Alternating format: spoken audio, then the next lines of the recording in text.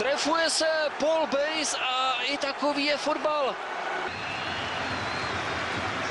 Nejenže když se povede vůbec takhle kopnout balón, tak je to polovina úspěchu. Tady je velké absolutorium pro Jeana Michela Seriho. A Bass to dílo dokončil skvělým způsobem.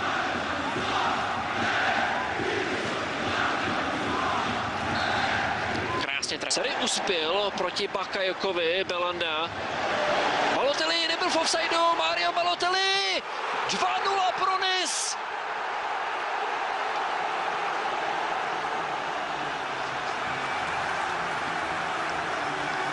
Druhý zápas než že se o něm bude psát jako o muži, který kupí průšvih za průšvihem.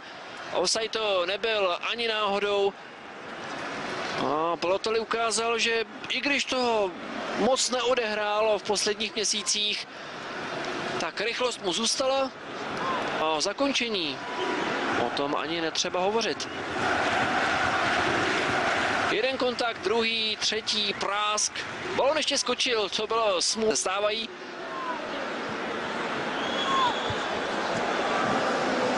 Tam, kde stál. Teď ale další šance. Mario Balotelli dává na 3-0. Situace se opakuje u lize a 4 góly na kontě Maria Balotelliho. Mohlo to být 2-1, je to 3-0, Balotelli si pohlídal offsideovou